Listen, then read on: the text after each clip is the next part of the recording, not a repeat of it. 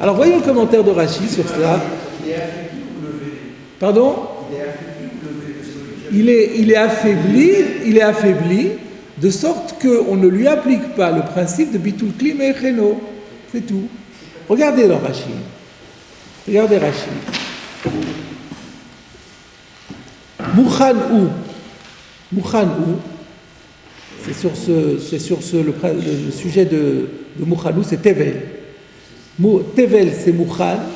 Pourquoi? She'en bo muktse ela isuro. Parce que la seule chose qui le rendait muktse, c'est le fait qu'il était interdit à la consommation. Sous-entendu, là, Rashi est en train de dire, on n'est pas comme le muktzé, par exemple, de l'œuf, qui est interdit parce qu'il est nolade. Là, la seule raison du muktzé, c'est parce que c'est interdit. Mais c'est même pas non plus l'huile de la Mishnah, c'est plus grave, parce qu'il n'est pas seulement interdit à cause du Issour, il est interdit parce qu'il est réservé à une mitzvah, c'est machmat mitzvah, c'est plus chamour.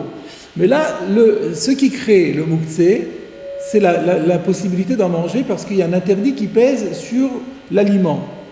Et alors, ve'im ba echad ve'avar al divrei chachamim. Et s'il y a quelqu'un qui arrive, echad, une personne, vous remarquez bien l'expression de Rashi, elle est un peu étrange ici, il y a sûrement quelque chose, on sent qu'il y a quelque chose derrière, on verra plus tard. S'il y a une personne, pourquoi il est obligé de préciser une personne? Imba echad, une personne vient, veut avoir, on dirait quelqu'un d'autre. Veut avoir, là il veut expliquer le mot de la Gemara. En même temps, il fait le commentaire de la Gemara qui avait dit Shim avar vetikno. Avar, ça veut dire avar, il a transgressé quoi? Avar al divrei chachamim. Il a transgressé les paroles de nos sages. Chez Asrou litrom beshabbat, qui avait interdit d'effectuer le prélèvement le jour du Shabbat. Vetikeno, et c'est donc en se faisant cela, il a donc réparé, il a régularisé le statut de cet aliment. Et bien, quel est le din? Metoukan, il a un statut effectivement de régulariser. Ou mutar, le taltelo ou le ochlo. Et il y a deux autorisations. Autorisation de déplacement, qu'il n'y avait pas avant, sous-entendu. Donc ça confirme ce que je disais, c'est que le tevel, même si on dit qu'il est mouchan, on n'a pas le droit de le déplacer.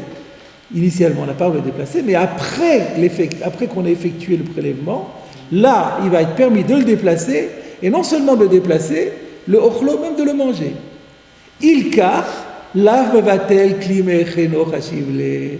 C'est la raison pour laquelle, depuis le début, on considère que ça ne s'appelle pas faire perdre au kéli sa disponibilité. Étant donné que le muktzé est faible, que c'est un muktzé incertain, dont on n'est pas certain de la durabilité, il n'est pas suffisamment fort pour créer un bitul kli, pour dire qu'on a emprisonné le kéli, on l'a paralysé. Non, on ne l'a pas paralysé, on y a mis quelque chose qui est transitoire. Donc ça ne s'appelle pas bitul kli me'echeno. C'est quoi maintenant ce ba echad? Ouais, c'est quoi ce ba echad? Un peu étonnant.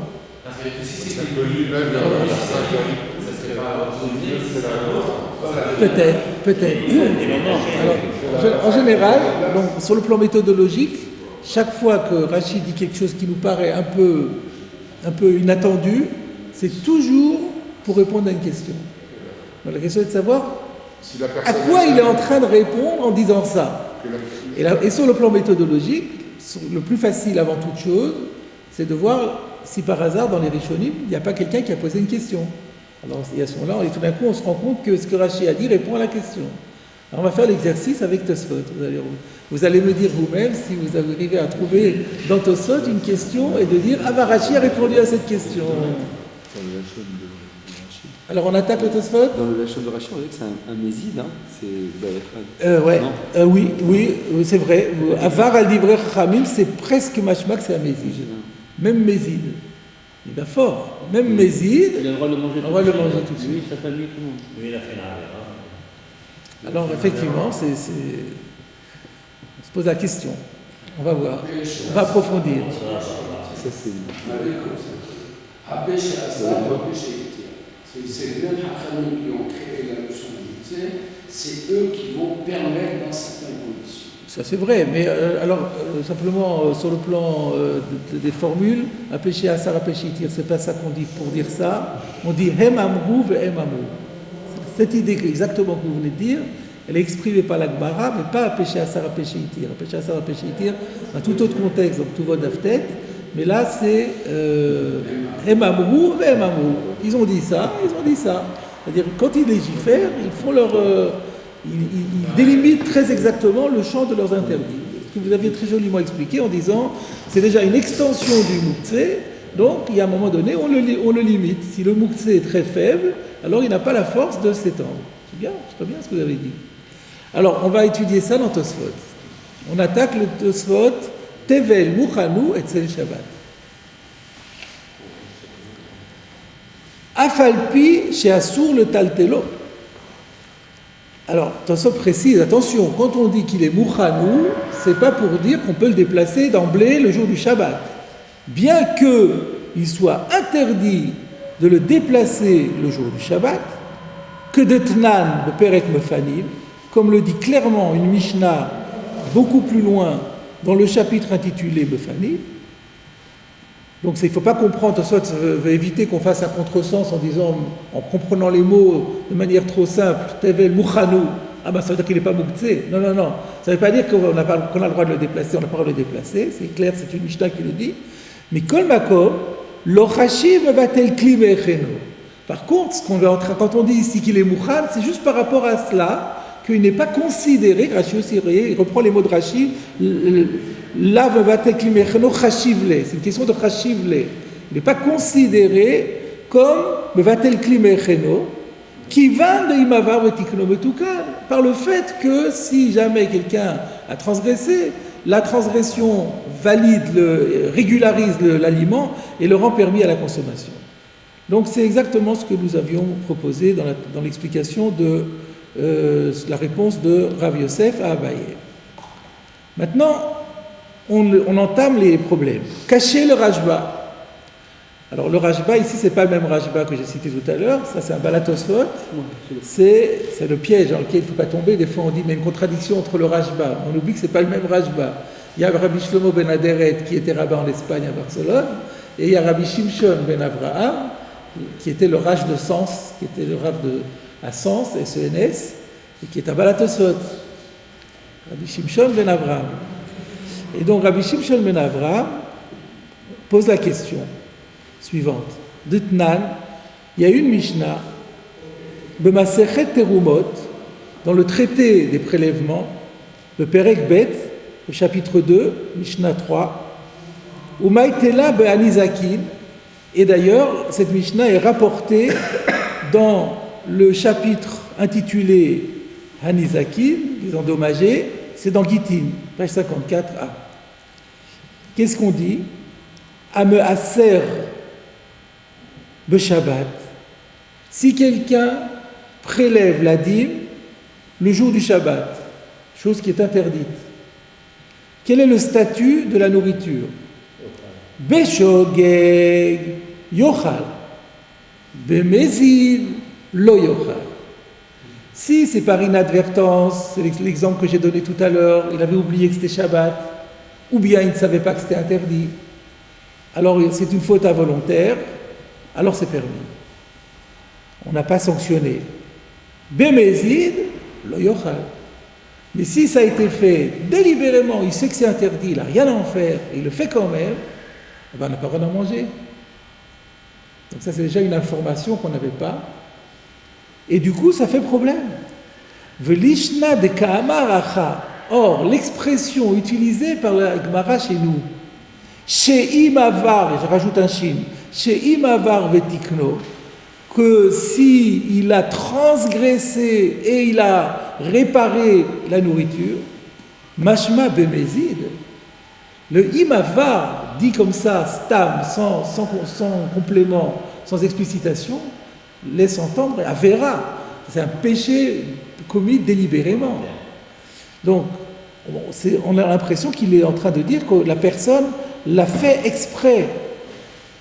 Pourquoi? Midolo Kamar, she'im shagag vetikno. Parce que sinon, on aurait dû dire im shagag vetikno. S'il l'a fait par involontairement, parce que j'aurais pu dire comme ça aurait été très bien. Ça aurait suffi aussi pour minimiser la force du muktzeh. On aurait dit, imaginez que quelqu'un par inadvertance fasse le maaser, ça sera bon.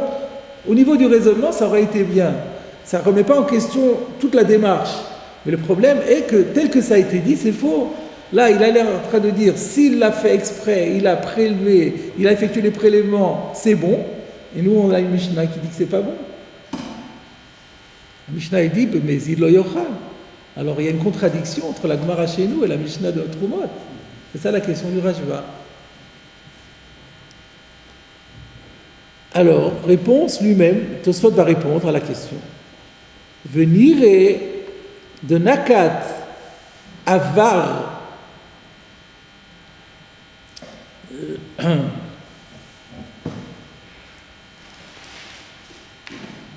Donc, il semble que, quand ici on est parlé d'un cas de Avar, et ça veut bien dire exprès, Kegot, pardon, il a choisi de parler, il a mentionné, Nakat littéralement c'est prendre, il a pris le mot, donc il a choisi le mot Avar, on a choisi le mot Avar, qui laisse entendre que c'est exprès, Kegon de l'Etlépéré Hariné, dans un cas où le propriétaire ne dispose pas d'autres fruits que celui-là.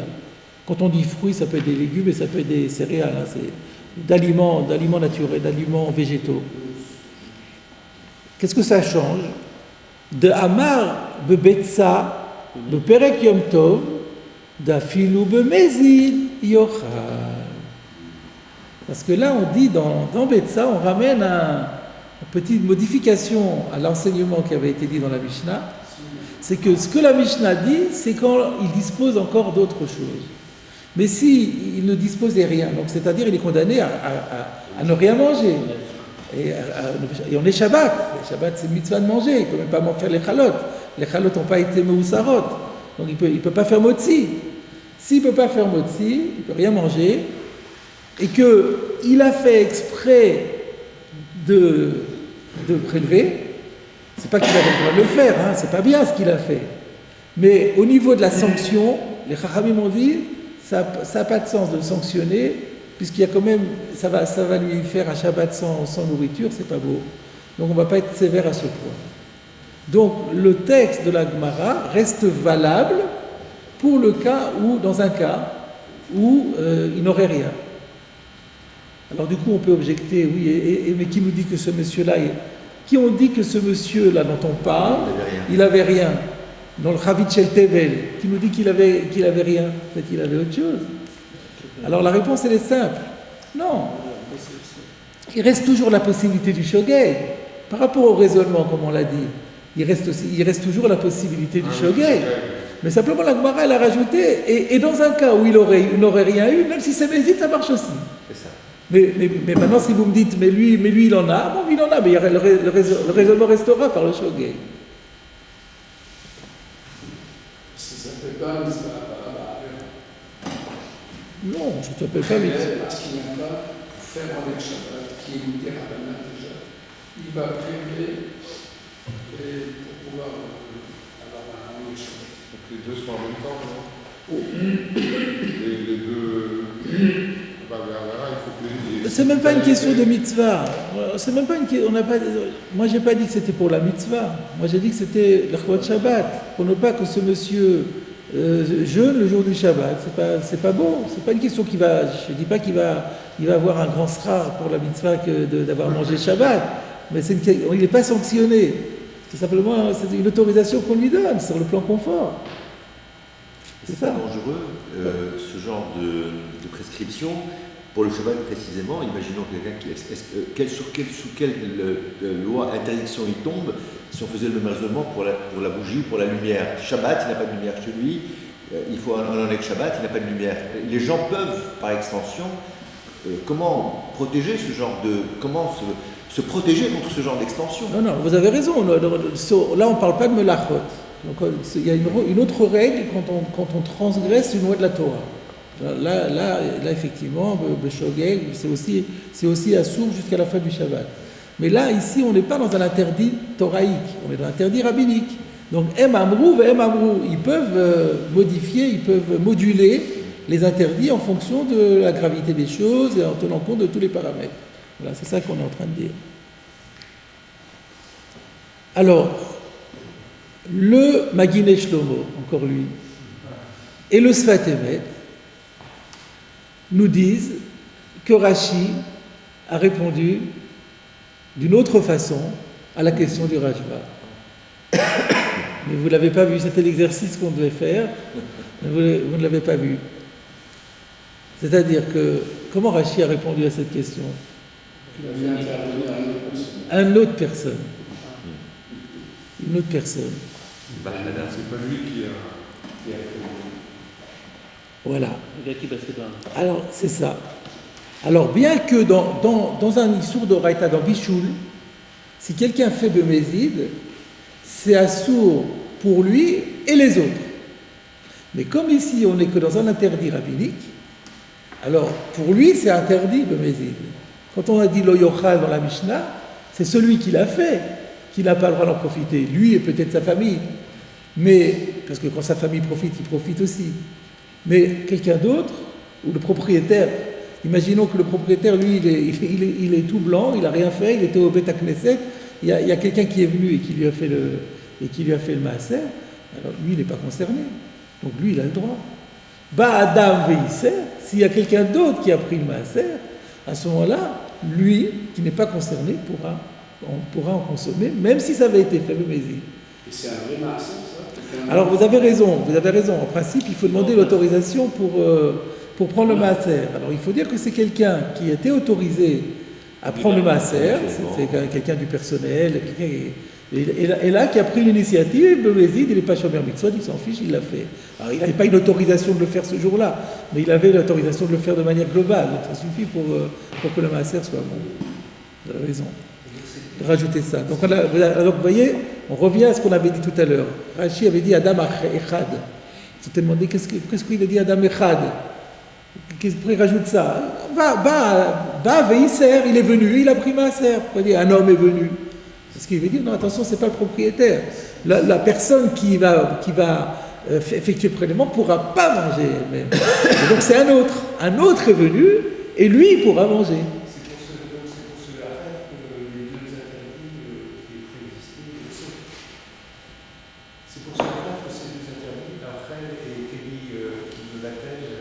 Non, le Acher, c'est celui qui a pris maaser.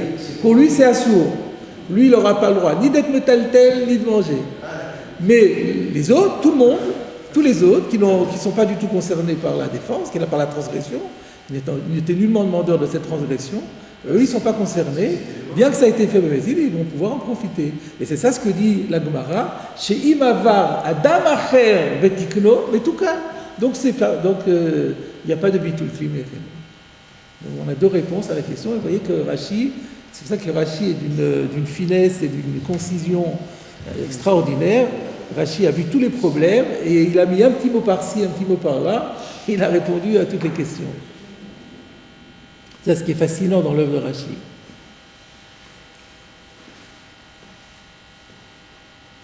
On continue dans Tosfot. Donc ça, c'était la première partie, la question de Mézid. Mais le Rajba n'a pas fini de poser ces questions. Quand il dit que s'il le fait le Mézid et non pour Pardon? s'il prélève le Mézid et non Lo Yochal. Mais qu'est-ce qu'il en vient du statut de Mouktsé? Lui, d'accord, il ne va pas manger. Mais l'aliment qui a été prélevé, dans l'absolu, il est prélevé maintenant. Est-ce qu'il garde ce caractère de Mouktsé? Certainement pas pour tout le monde, puisque pour tout le monde, les gens peuvent en manger. Il devient Moukhan. La question se pose juste pour la personne elle-même. Pour ce monsieur-là, que le Yochal, est-ce que lui, Yochal le Taltel? C'est une question qu'on peut poser. Est-ce qu'un objet peut être mouxé pour une personne et pas pour une autre? Ça, c'est une question en soi, c'est pas maintenant l'objet, mais je sais que c'est une soulia qui est étudiée. Parce que lui, il a une raison pour laquelle il ne peut pas en manger, et les autres n'ont pas. Donc pour les autres, c'est pas mouxé. Est-ce que mouxé peut être pour une personne ou pas. Au niveau de la khila, oui. Mais bon, au niveau du déplacement, c'est pas sûr. Est-ce que la notion de Adam Ahel est valable aussi bien Bénézid que Béshogeg? Mais on a vu qu'elle est valable pour Mézid. Non. Béshogeg, Alors que Shogeg, elle va Chomer. Shogeg, la question ne se pose même pas, parce que Béshogeg, même s'il l'a fait, Béshogeg, il peut lui-même manger. Donc la question n'a pas lieu d'être. C'est seulement Mézid qu'elle se posait. Et là, la réponse a été, lui, il ne peut pas, mais les autres peuvent. On continue dans notre Tosfot, Odiksha. Le même Rashba a encore posé une question. De Perek Batra, dans le dernier chapitre de notre traité, c'est le traité de Misheir Shich Lo Baderer, tout le dernier traité de Shabbat, on n'y est pas encore, pas tout de suite. Il parle d'un cas qui ne devrait jamais arriver, de quelqu'un qui n'a pas pris ses dispositions comme il fallait. Il a voyagé le vendredi et il n'est pas arrivé à bon port avant Shabbat. Et il se retrouve en plein milieu, enfin la nuit tombée, avec ses affaires. Alors qu'est-ce qu'il y a écrit là-bas? Tanya, il y a une braïta qui enseigne. Haïta be'emto teuna tevel be'ashashit. Donc lui, il voyageait avec ses animaux, et ces animaux portaient ses affaires, ses valises. Donc qu'est-ce qu'il avait là? Il avait son animal qui portait du tevel, donc des quantités importantes, on peut supposer, de nourriture, mais qui n'avait pas été encore dimé. Ve hachachit. Hachachit, c'est des plaques de verre. C'était un vitrier, ce monsieur. Donc il avait des grandes plaques de verre, et d'un côté, et de l'autre côté, il avait des aliments non dimés. Et c'est quoi le problème maintenant? Maintenant c'est Shabbat. Lui, il veut continuer à avancer. Il ne va pas passer de Shabbat dehors tout le Shabbat. Donc il va continuer à avancer. Il ne va plus être très loin de la ville maintenant. Mais il ne peut pas laisser son animal porter. C'est assourd. Alors comment on fait? Comment on fait? Il ne veut pas laisser l'animal tout seul. Il ne veut pas laisser la vache dans les champs comme ça. C'est pas possible. Alors qu'est-ce qu'on fait? La réponse, Matir et Achavalim. Il n'a qu'à défaire les cordes, parce que tout tient sur l'animal avec des cordes. Qu'il défasse les cordes, Vasakim Noflim, les sacs qui contiennent les différentes affaires, les différentes marchandises, vont tomber par terre. Vafalpiche et Mishtabrim. Et même si ça fait des dégâts et que ça va se casser, bah tant pis, il n'a pas le choix. C'est comme ça. Parce qu'il n'a pas le droit de... S'il veut avancer avec sa bête, c'est la seule solution. Mashma, de Assour, le Aniar Tarteen, Karim Uksatot. Pourquoi est-ce qu'on ne lui permettrait pas de...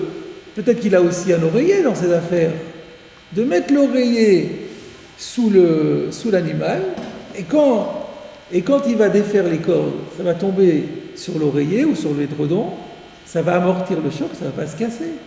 Pourquoi on nous dit que ça va se casser? Donc, ça laisse entendre que cette braïta va nous dire qu'on n'aurait pas le droit de mettre en dessous karim ou ksatot des oreillers ou des édredons. Pourquoi? Parce que c'est mevatel klim et cheno. Parce que ces choses-là sont mouktsé et qu'après, ça va bloquer le coussin. Et donc, ça s'appelle mevatel klim et cheno. Alma, tevel, lav mouchanou. Donc, on a une contre-preuve à ce qu'on vient de dire. Rav Yosef est en train de nous expliquer que sur Tevel, parce que c'est un mouktsé qui est faible, parce qu'on peut le faire PCC en plein Shabbat, de ce fait, il n'y a pas la règle de Bitul Klimé Cheno. Et de cette braïta du dernier Pérec, qui nous interdit de manière sous-entendue de placer sous le Tevel un coussin pour éviter que le Tevel ne se casse, ben ça procède machma qu'on n'aurait pas le droit. Pardon? J'entends pas.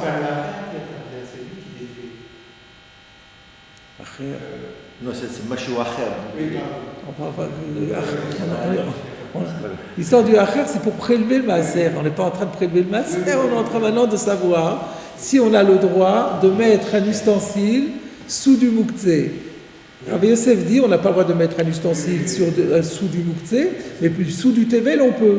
Et là-bas on parle de tevel et on ne permet pas de laisser un coussin en dessous. Alma, ça serait du Alma. Hein? C'est un tevel qui va se casser. Le tevel, c'est des grains de blé, je sais pas quoi. Ah, Ça va se casser. C'est des scorachiches. Le verre. c'est que pour le verre. Que pour le verre, oui, c'est pas pour le tennis. Ah, c'est magnifique. C'est la réponse que Tosfot a proposée. Bravo, bravo. Regardez. C'est du tevel comme tout à l'heure dans un tonneau, dans une jarre. Exactement. Tosfot avait compris dans sa question que c'est du tevel fragile, qui est dans un tonneau en argile, et qui, dès que l'argile va tomber par terre, tout va se casser. Tosfot avait compris comme ça. Mais la réponse va être comme vous avez proposé. Regardez Tosfot. Vomer ri, donc là c'est le ri, Rabbi Yitzhak ben Dampierre qui intervient. D'afalpi chez Mishtabrin, que la phrase de cette baraïta, entre guillemets, bien que ça va se casser, lokai à Tevel, ça ne se rapporte pas à Tevel. Et là à Hachachit, ça n'a été dit que pour les plaques de verre. Pour les plaques, afalpi chez Mishtabrin, les plaques de verre. Mais le Tevel, on ne parle pas d'un cas où le Tevel va se casser, c'est comme vous disiez des grains. Par contre, si ça avait été du tevel qui va se casser, là on l'aurait autorisé. Donc c'est la bonne réponse. Ça c'était la deuxième question. Ve'odiksha.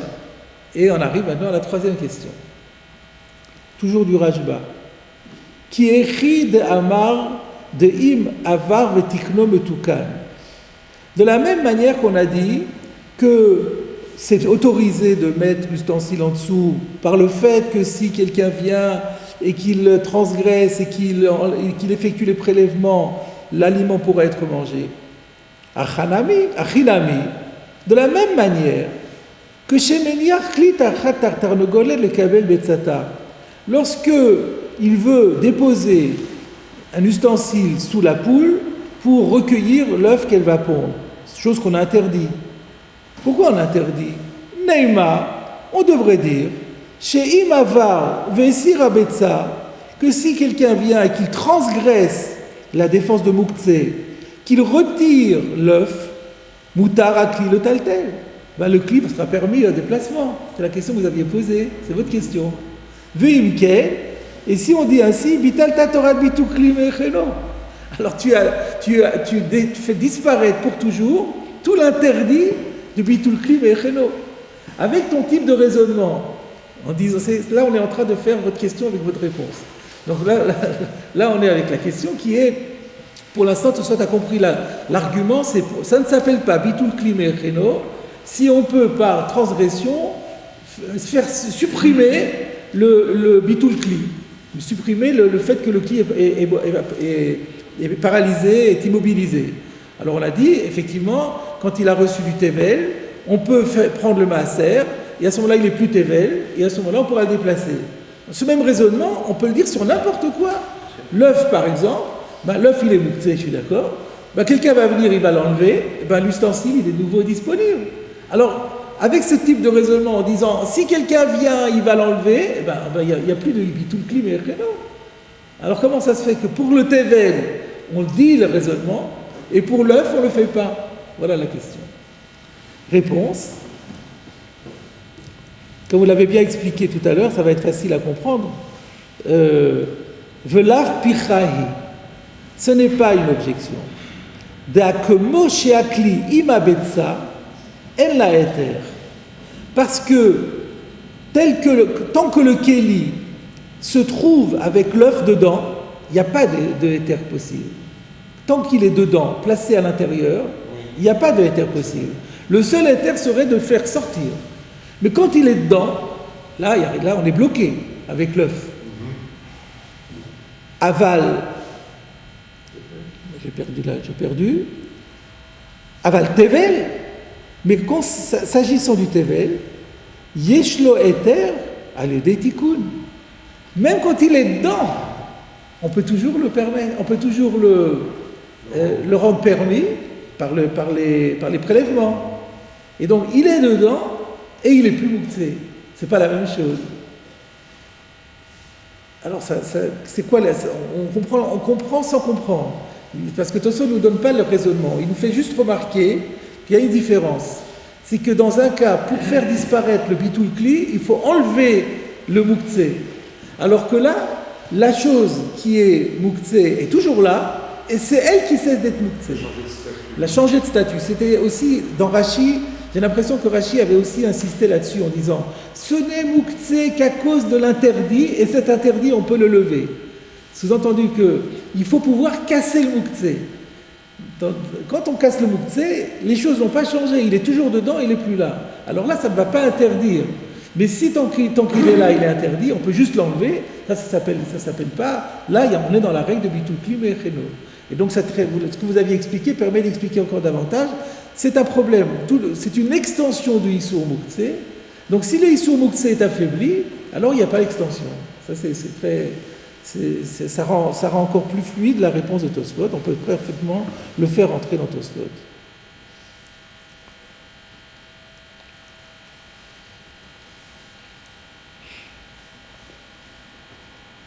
Voilà, c'est ça. D'ailleurs, dans le Ritva, c'est machma comme ça. Le Rashba dit aussi, j'avais noté, Ishtakar de Kalish Issoure qui va de Charlafkio. On se rend compte que le Issour est plus faible par le fait qu'on peut l'enlever. Donc c'est le Issour de la chose qui va faire le bitul kli, il est faible parce qu'on peut l'enlever. Donc c'est ce que vous aviez dit, le muktzeh est faible. Comme le muktzeh est faible, alors on n'étend pas son pouvoir.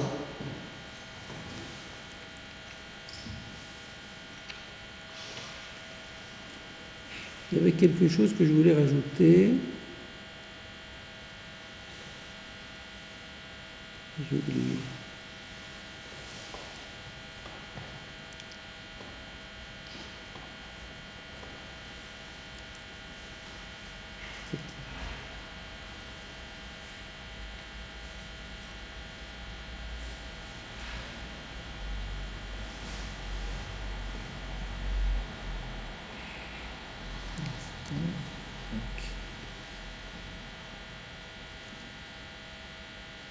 Et c'est sur la suite, on verra plus tard. On continue encore.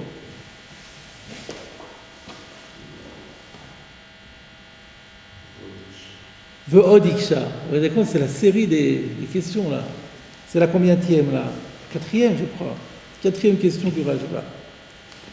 Rashba pose encore une nouvelle question. Echa de itle pere acharine. Lorsque il a encore d'autres fruits. Alors, qu'est-ce qu'on avait dit? Quand il a d'autres fruits, alors, bemezitziaso, le beshogeg, c'est moutar. Question. Quand il a d'autres fruits, beshogeg à mayochal, comment se fait-il qu'on l'autorise à manger quand ça a été effectué beshogeg?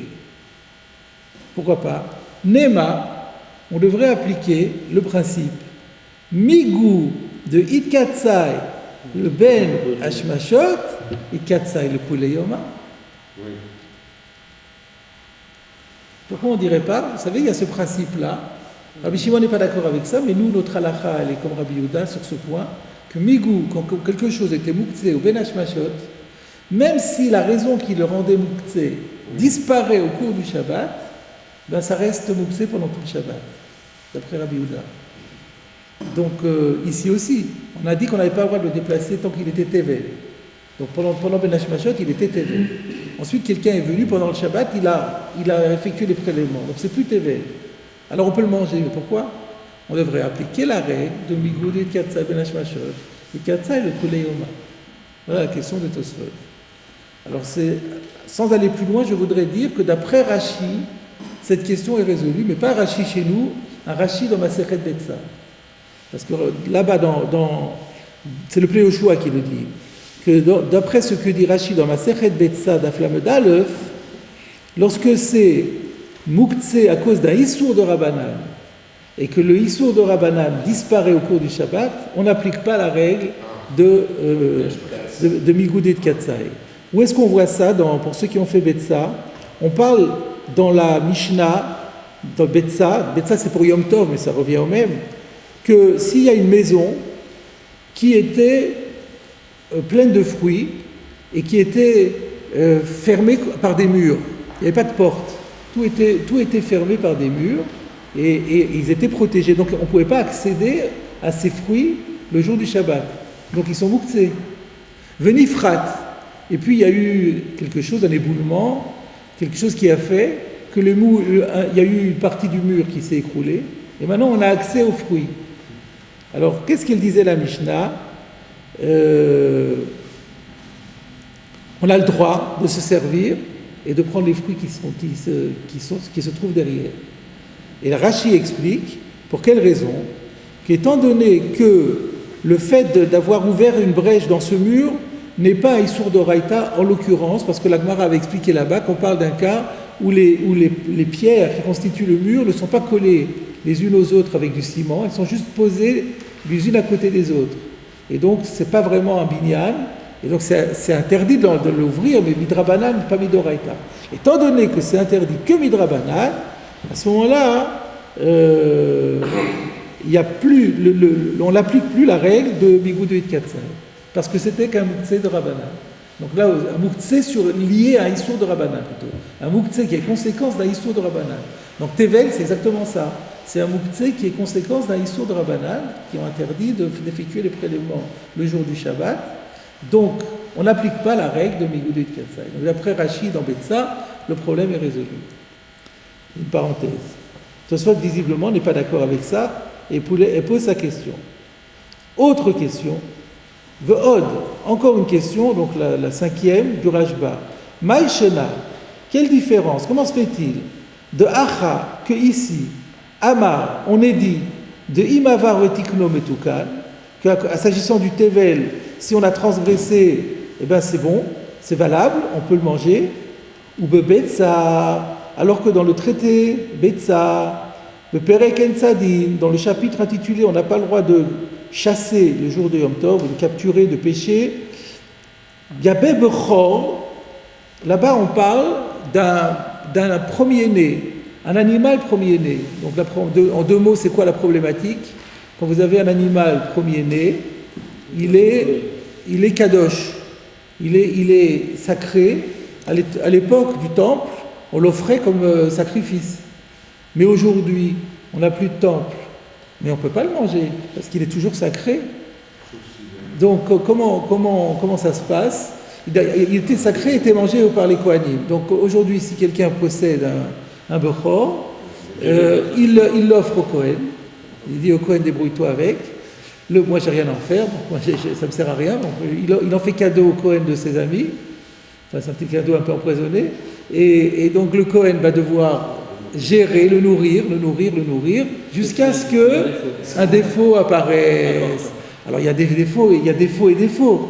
La Torah nous donne une liste de défauts qui permettent de casser la sainteté, Kedushat Hagouf, qui est la sainteté qui s'attache au corps de l'animal, et après on peut racheter la sainteté sur de l'argent, et on peut manger l'animal. Le Kohen peut manger. Le Kohen, seul le Kohen pourra le manger. Donc c'est de ça qu'on parle là-bas. On parle d'un Bechor sur lequel il y a eu un moum, mais le moum, pour que l'animal devienne permis et déclaré, il faut obligatoirement qu'il y ait un spécialiste qui l'ait examiné et qui ait décrété. Tant qu'il n'y a pas eu ce feu vert qui est donné par l'expert, on ne peut pas manger le Bechor. Et donc qu'est-ce qu'il y a écrit là-bas? Le Rabbi Shimon de Amar en ro'in mumin beyom tov. Alors il y a un débat entre Rabbi Shimon et Rabbi Yehuda pour savoir est-ce qu'on a le droit de faire l'expertise le jour de Yom Tov. Pourquoi est-ce qu'on n'aurait pas le droit? Parce que ça s'apparente à un tikkun. En fait, j'ai pas rappelé non plus pourquoi est-ce que les Chachamim ont interdit d'effectuer les prélèvements sur la nourriture, sur les végétaux le jour du Shabbat ou le jour de Yom Tov.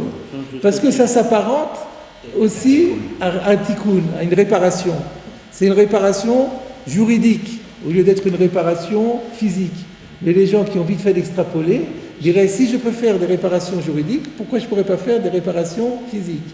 Et là, il y a un Issour d'Oraïta. Ben, c'est la même chose, pour Rabbi Shimon, c'est la même chose. L'expert qui va dire vous pouvez faire la shrita de cet animal, parce que là on parle de Yom Tov. Le Yom Tov, le Bechor, on peut lui faire la shrita, Shabbat, on ne pourrait rien faire. mais là on parle de Yom Tov. Donc un animal, on peut lui faire la shrita le jour de Yom Tov, et seulement là il était Bechor. Maintenant, si l'expert me dit, ça y est, le moum, le défaut est un vrai défaut, il perd sa sainteté, tu peux faire la shrita, il va faire un tikkun. Et donc, si on permet ça, les gens vont croire qu'on peut faire des tikkunim. Donc, s'il a fait le tikkun, c'est pas metoukan. Donc, d'après Rabbi Shimon, qui a dit En ro'in b'yom tov, Amar, la Gemara dans Beit Tzadik, que selon cette règle, she'ima varu vikro eno mevukar. Il dit que si quelqu'un a transgressé, ben c'est pas valable. Alors, c'est pratiquement le même principe. Ce sont deux interdits de faire de peur parce que ça s'apparente à un tikkun. Pourquoi dans un cas on dit que s'il l'a fait, le diévet c'est permis, comme dans le cas du tevel, et dans le cas du bochor, on dit le contraire. C'est la question. Rabbi Shimon, il est plus méquille que Rabbi Yehuda? Non, il est plus mahmir. Rabbi Yehuda, il permet carrément de faire l'expertise. Rabbi Shimon, là en l'occurrence, il n'y a pas de règle. Des fois il est permis, des fois il est plus sévère. On n'est pas sévère pour être sévère, on est sévère en fonction des arguments qu'on a. Donc là, en l'occurrence, lui, il pense qu'il faut interdire. On n'est pas là, le problème n'est pas là. Il est dans l'optique de Rabbi Shimon qui dit qu'on n'a pas le droit d'expertiser. Si quelqu'un l'a fait, c'est pas validé. Quelle différence avec TV? Ça, c'est une bonne question parce que c'est superposé pratiquement. On conclut le Tosfot et on dit Ve'ada barukme de Amar b'shogeg mevukar.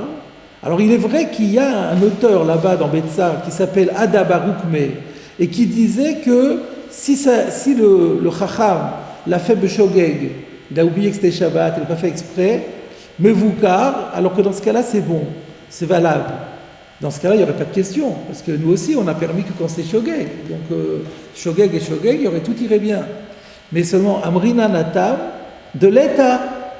Mais là-bas, cette opinion, elle est réfutée de Meshabesh Vetani. On dit que cet auteur, il a toujours des mauvaises traditions. Et donc, on lui donne tout faux. Et donc, finalement, ça veut dire que Beshogeg, c'est Assour. On reste avec les deux questions. Donc, la question était Migoud et Katsai, on a résolu d'après Rashi.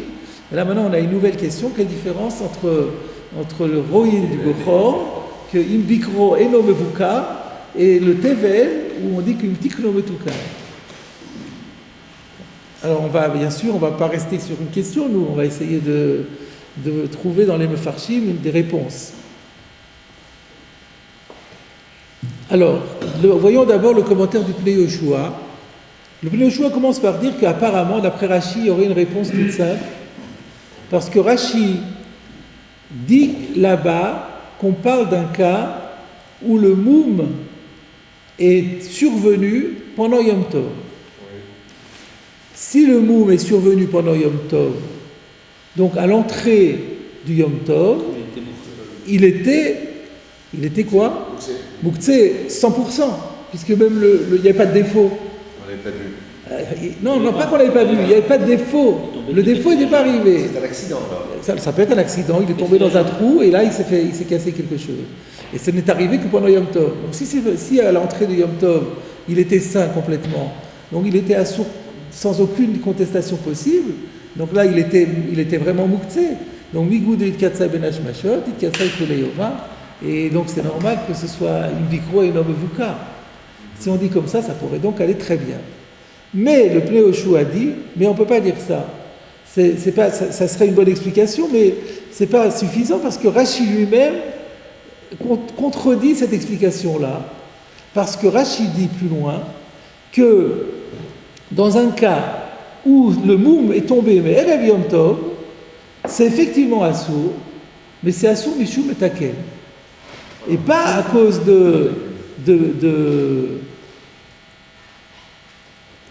à l'instant, il dit non, qu'est-ce que je dis? Si le moum est tombé avant Yom Tov, donc si le moum est tombé avant Yom Tov, il n'y a plus le Migoud et Katsai, puisque le moum est déjà là. Et si maintenant l'expert vient et dit, l'expert arrive pendant Yom Tov, on n'a pas eu le temps de le faire venir à l'entrée de Yom Tov, donc c'est arrivé juste avant Yom Tov, l'animal tombe dans un trou, on dit oh là là, peut-être que maintenant il est plus bochor. Il faut appeler l'expert. L'expert a dit, attendez, je viens demain matin, j'ai pas le temps maintenant ce soir, Yom Tov et tout, le Seder de Rosh Hashanah, pas... Demain matin, après la tefila, je viendrai. Il arrive pendant Yom Tov, et il regarde, il dit effectivement, c'est un moum. Donc c'est un moum, et il s'avère rétroactivement qu'il n'était pas mouktsé à l'entrée de... Alors quel est le din? Eh bien, Rachid dit que c'est pas valable, dit Eved et nomenouka.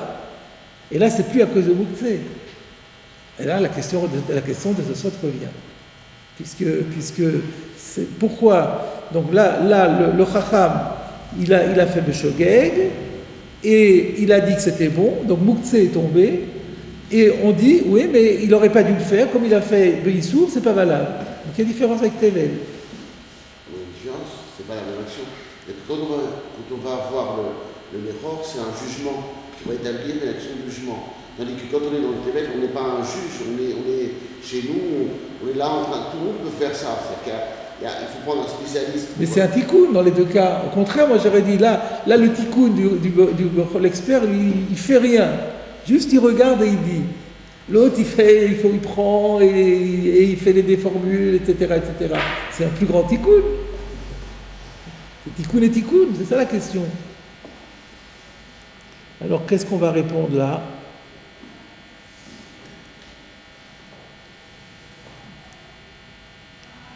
Alors, la réponse qu'il propose est la suivante. Que Bechor, c'est plus grave, le tikkun est plus fort. C'est ça qu'il faut. L'idée, c'est qu'il faut essayer de trouver que le tikkun est plus fort que dans... Il y a des niveaux de tikkun. Voilà, il y a des niveaux de tikkun, voilà ce qu'il faut dire. Alors, pourquoi le tikkun du Bechor, il est plus fort? Parce que le Bechor, à la naissance, il est Becheskat Assour. Le Issour est là, d'abord c'est un Issour d'Oraïta, on pourrait rajouter. Tant qu'il est Bechor et qu'il n'a pas de moum, il y a un Issour d'Oraïta de lui faire la shrita. Et puisque c'est un korban, on n'a pas le droit de faire de korbanot aujourd'hui hors du Beth Amikdash. Dès la naissance, pèse sur lui un Issour très grave. Donc là, finalement il y a un moum qui vient et que l'expert dit ben c'est bon, il change complètement la physionomie des choses. Donc ça, c'est un énorme tikkun. Alors que pour Tevel, d'abord le Issour alors le Issour de Tevel peut être aussi un Issour d'Oraïta, remarqué. Quand c'est Dagan, Tirosh, Yitzhar, en Eretz Israël, pas de nos jours, mais à l'époque où il y avait Rov Israël, la majeure partie de la population d'Israël était en Israël, c'était un Issour d'Oraïta. Enfin, on peut dire que c'est vrai que Bimaïnou, c'est Drabanan. On peut quand même dire aujourd'hui, c'est toujours Drabanan. Donc, ça, c'est déjà moins. Mais c'est pas ce que dit le Pnei Yoshua. Par contre, il dit le Issour, il est beaucoup plus récent. À quel moment se crée le Issour? Le Issour Tevel, c'est-à-dire le Issour qui oblige à effectuer les prélèvements, c'est seulement au moment où on a fait le miroir. C'est-à-dire où on a terminé le travail de récolte. Non seulement la cueillette, mais la récolte. Et que ça a vu ou alors que ça a vu Rapene Abayit, vous savez qu'il y a différentes manières. Il faut qu'on ait terminé le travail et que ça ait vu les murs de la maison. Donc alors, et même parfois on peut échapper à cela. On avait vu en le faisant rentrer par le toit et en faisant la fin du travail à l'intérieur de la maison. Et dans ces cas-là, il n'y a même pas de Issour. Donc le Issour, il n'est pas aussi flagrant aux yeux des gens. Quand les gens vont voir, ils vont dire bah, peut-être que c'était pas un vrai Tevel, c'était une Khumra qu'il a fait, et de toute façon il n'y a pas longtemps que c'était Assour. Donc le tikkun est moins flagrant, et c'est pour cela que ça a été autorisé. C'est pas très convaincant, je trouve. Bon, c'est vrai que l'un est plus long, et il est incontestable. Dans le cas du Tevel, il est plus récent et il est moins contestable, il est moins flagrant. Donc le tikkun est plus petit, les Khamim ont pu autoriser davantage. Voilà ce que propose le Pnei Yoshua, mais j'ai mieux à vous proposer. Le Sfat Emet. Le Sfat Emet, lui aussi, se préoccupe de cette question et il raisonne de la manière suivante. La différence entre le Tevel et le Bechor, c'est que le Tevel, dès qu'il arrive à l'existence, il a un statut d'aliment. C'est un aliment. Dès qu'il est sorti de terre, dès qu'il est mûr, ça y est, c'est un aliment prêt à être consommé. Et ce qui nous empêche de le consommer, comme on a dit, c'est l'interdit qui pèse dessus. Mais le bechor, fondamentalement, c'est un animal vivant. Un animal vivant, c'est pas un aliment. Il ne faut pas manger un animal, on ne mange pas un animal vivant. Qu'est-ce qui peut lui donner son statut d'aliment? Qu'est-ce qui lui donne, en général, son statut d'aliment et qui fait que c'est pas mouktsé le jour de Yom Tov et qui permet de lui faire la shrita? Parce que si on disait, oui, mais en général, un animal vivant, il est mouktsé, donc comment je peux lui faire la shrita? Mais le fait que j'ai la possibilité de faire la shrita le Yom Tov, puisque c'est autorisé de faire la shrita le Yom Tov, puisque c'est melechet ochen nefesh. Le Yom Tov, on a le droit de faire les travaux qui sont liés à permettre de manger. Donc la shrita en fait partie. C'est pour ça qu'on a le droit de faire la shrita Yom Tov. Étant donné que le Yom Tov, on a la possibilité de faire la shrita, c'est ça qui confère à l'animal encore vivant son statut potentiel d'aliment. Et c'est ça qui fait que ça sera pas mouktsé en tant que... Mais ce n'était pas un aliment à l'entrée du Yom Tov. C'est parce que c'est potentiellement déjà un aliment par le fait qu'il y a la possibilité de faire une shrita pendant Yom Tov. Mais quand vous avez affaire à un bechor sur lequel pèse l'interdiction de shrita, par le fait qu'il n'y a pas la possibilité de faire la shrita, c'est plus un aliment. Donc il devient mouktsé, tout simplement pas à cause du issour, pas seulement parce que c'est assour, mais parce que c'est pas un aliment. Le issour engendre un mouktsé plus cramour, qui est, mais c'est pas un aliment.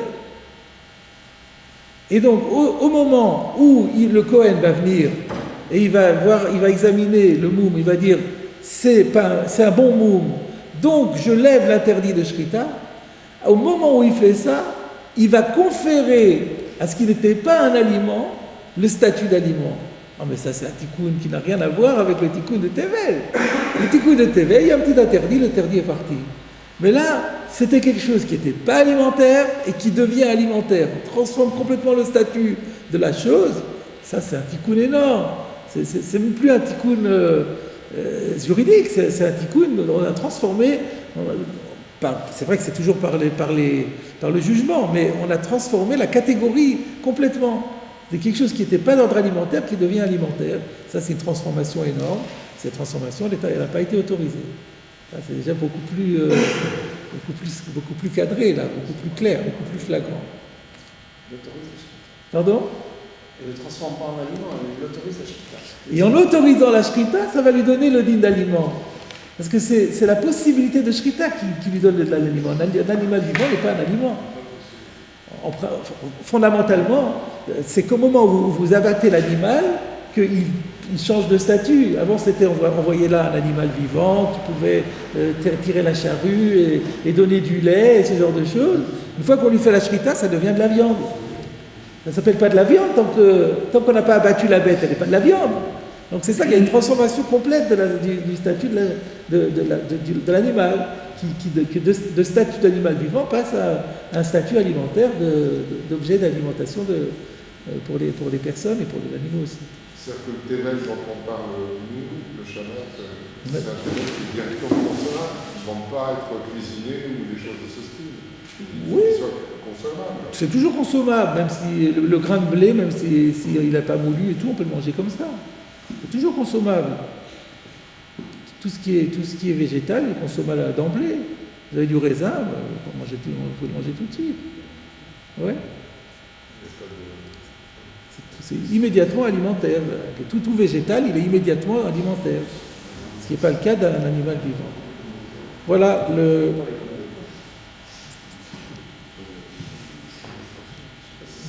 Alors, on a presque terminé, hein. On a travaillé sur un long Tosfot aujourd'hui. On va être complet. Vous voyez qu'il y a un petit aleph à la fin du Tosfot. Il y a un tout petit aleph avec un crochet. Ça renvoie à quoi? Tosfot Yeshanim. Alors, on va encore étudier le Tosfot Yeshanim. Donc, c'est quoi Tosfot Yeshanim? Je rappelle que littéralement, ça veut dire des vieux Tosfot. Et en fait, c'est des jeunes Tosfot. Parce que les Tosfot Yeshanim les Tosfot que nous avons, nous, c'est les Tosfot de France. Et quand les Français ont été expulsés par Philippe le Bel, ils ont dû partir à l'Est et ils se sont installés en Allemagne. Et là, ils ont continué à travailler, donc ils ont aussi fait se sont ralliés à l'école des Tosafistes, on les appelle aussi les Tosfot. Mais c'est les Tosfot Yeshanim, sont les Tosfot d'Allemagne qui viennent après les Tosfot de France, chronologiquement parlant. Et donc, on ne devrait pas les appeler Yeshanim. On les a appelés Yeshanim parce que les éditeurs, quand ils ont découvert ça dans des vieux manuscrits, et donc ils ont dit c'est des vieux textes. Mais en vérité, c'est pas plus vieux que le Tosfot à nous, c'est même plus récent. Alors c'est juste pour vous les situer, les Tosfot Yeshanim, c'est les Tosfot donc plus récents que les nôtres et qui nous viennent d'Allemagne. Alors qu'est-ce qu'ils nous disent ici? Veze en le akshot.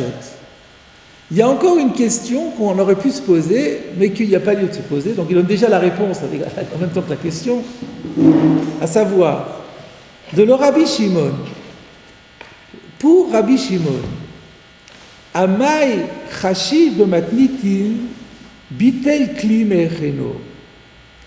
Comment ça se fait que Rabbi Shimon considère dans notre Mishnah qu'il y a un problème de bitul kli me'echeno?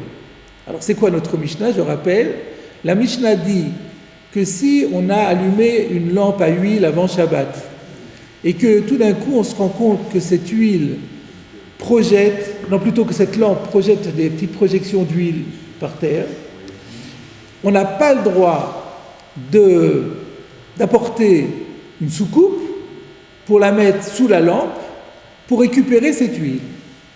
Et on a expliqué d'après Rav Yosef, Rav Yosef quand il explique Rav Friza, il explique aussi la Mishnah, pourquoi on n'a pas le droit? Parce que l'huile, elle est mouktsé. Pourquoi elle est mouktsé? Parce qu'elle est réservée à la mitzvah et qu'on peut pas, tant que ça brûle, on ne peut pas l'enlever. Et donc, elle est mouktsé. Et si ça tombe dans le kéli ne va pas pouvoir être déplacé. Donc on est dans un problème de bitul kli me'echeno. C'est ce qu'on avait compris. Tosfot Yeshanim il dit, ça va bien d'après Rabbi Yehuda. Mais d'après Rabbi Shimon, ça ne devrait pas aller. Pourquoi? Alors je reviens dans les mots. De le Rabbi Shimon, si on se place dans la position, dans l'optique de Rabbi Shimon, pourquoi on considérait dans notre Mishnah que mettre une soucoupe sous la lampe pour récupérer l'huile, ça s'appelle bitul kli me'echeno, c'est-à-dire faire perdre à l'ustensile sa disponibilité. Avar vechiba mutar hashemen. On verra plus loin que Rabbi Shimon dit que Rabbi Shimon ne doit pas parler de ça. Rabbi Shimon dira, pour expliquer le Tosfot, Rabbi Shimon dira plus tard qu'une fois qu'est-ce qui se passe si on a une lampe à huile qui s'est éteinte? La mèche a été complètement consumée et donc la lampe s'est éteinte, mais il reste de l'huile dedans. Qu'est-ce qu'on fait de l'huile? Alors Rabbi a dit, l'huile elle est mouktsé, elle a été mouktsé à l'entrée du Shabbat, elle reste mouktsé pendant tout Shabbat. Rabbi Shimon dit, on ne dit pas ça. Donc pour Rabbi Shimon, on peut utiliser l'huile après extinction de la lampe. Alors dans ce cas-là, nous dit le Tosfot Yeshanim, il y a une question à poser. Pourquoi disons-nous dans la Mishnah qu'on n'a pas le droit de mettre une soucoupe en dessus parce que ça s'appelle bitul kli me'echeno? Avar vechiba. S'il y a quelqu'un qui vient, femme de ménage, et qui éteint la lumière, mutar hashemen, l'huile va être automatiquement autorisée. Como gabet tevel chez imavar. On peut faire le même raisonnement. Pourquoi tu me dis que quand on récupère le vin de Tevel dans un ustensile, ça ne s'appelle pas bitul kli me'echeno? Parce que si quelqu'un transgresse l'interdit des prélèvements, ça sera permis et ça sera plus mouktsé. Et donc de ce fait, c'est autorisé. Là aussi, si quelqu'un transgresse l'interdit d'extinction, il va éteindre la lampe, immédiatement l'huile va être permise. C'est pas le cas. Oh, pardon? C'est pas le cas. Alors c'est pas le cas puisque la Mishnah dit qu'on n'a pas le droit d'apporter l'ustensile. C'est allumé. Oui. Yesh lomar shani atam l'abréviation, la Chine a le fait, c'est Sha'ani Atam, là-bas c'est différent. De Kibouy, Isura d'Oraïta. Parce que éteindre la lampe, c'est un interdit thoraïque. Velo Amarbe chez Imavar. Et là, on n'a pas l'argument, on ne dit pas, oui, mais s'il fait comme ça. Alors, on ne peut pas comparer ce qui se passerait au niveau d'une transgression rabbinique et une transgression thoraïque. Une transgression thoraïque, on n'en tient pas compte.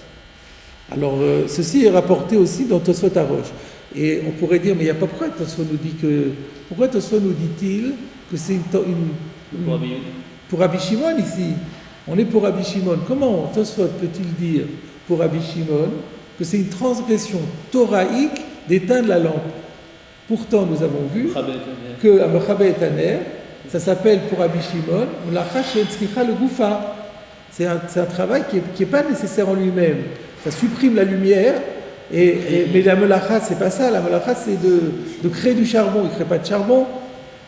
Alors, or ici, la question elle est pour Rabbi Shimon. Donc, comment Tosfot peut dire que c'est Issour d'Oraïta? Alors, dans Tosfot Arosh, il rajoute, on parle du cas où il veut récupérer la mèche.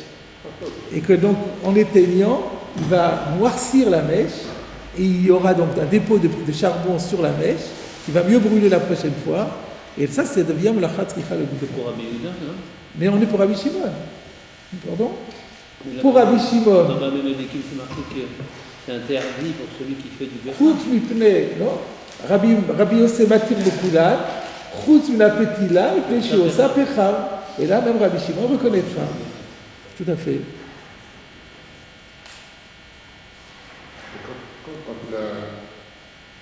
Quand le nerf va s'éteindre, le shemen qui reste dans l'assiette, est-ce que pour Rabbi Shimon, il est permis. Alors, donc il reste, donc il est plus mouxé. Il est plus mouxé. Alors c'est vrai, pourquoi est-ce que Tosfot Yeshanim a posé sa question par le fait que Avar Mekiba? Mais sans cela, de toute façon, lui, ça va bien s'éteindre. Il va rester de l'huile dans le bois. Alors, je suppose qu'il a dit ça, parce qu'on aurait pu lui répondre que la Mishnah l'a interdit que lorsqu'on pense que ça va brûler tout Shabbat. Il y a des lampes qui brûlent tout Shabbat, parce qu'on veut que ça brûle encore jusqu'au lendemain après-midi, pour la Souda Shlichit. La Mishnah, alors, quelque chose. Ouais, mais comme ça, on pourrait répondre comme ça. Mais là, on est coincé.